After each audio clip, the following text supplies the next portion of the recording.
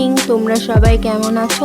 আজকের ভিডিওটি thumbnail title দেখে বুঝতেই পারছো আমি একটা ছোট্ট রান্না পুজোর ভিডিও তোমাদের সাথে শেয়ার করব। রান্না পুজোর রিচুয়ালস অনেকের অনেক রকমেরই হয়। আমাদের রান্না পুজোটা কীরকম হয় সেটাই আজ তোমাদের বলি।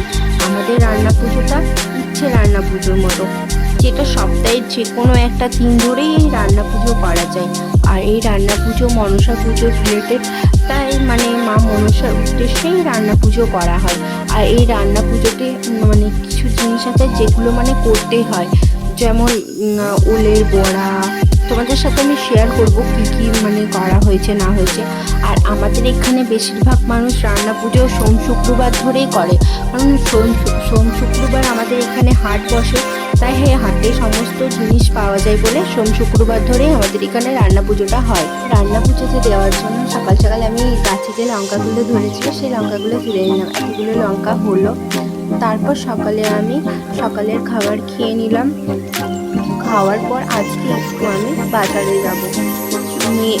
আমার মেয়ের জন্য কিছু কেনাকাটা করার আছে, সেগুলো নিয়ে আসবো। আরও আমার কিছু পার্সোনাল কাজ ছিল সেগুলো দিয়েছি। তারপরে স্টাইল বাজার থেকে কিছু কেনাকাটা করার ছিল, সেগুলো কেনাকাটা করার পর আমার মেয়ের অন্নপ্রাশন কিছুদিন পর, সেই ব্লগ তোমাদের সাথে শেয়ার করবো আমি, যদি পারি ভিডিও করতে। তারপর কেনাকাটার পর কিছু খাওয়া দাওয়া করে বাড়ি চলে আসি।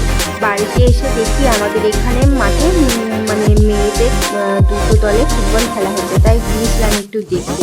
আর এদিকে মা রান্না পুজোর জন্য সমস্ত তোড়জোড় শুরু করে দিয়েছে, সবজি সমস্ত কিছু কেটে নিয়েছে। তারপর দেখি যে দিদিরাও চলে এলো, দিদি আর দিদি নিয়ে। আর আরিয়া তো ওর বোনকে পেয়ে খুব খুশি, ওর সাথে খেলা করছিল। আর পুচকিও খুব খুশি দিদিকে পেয়ে।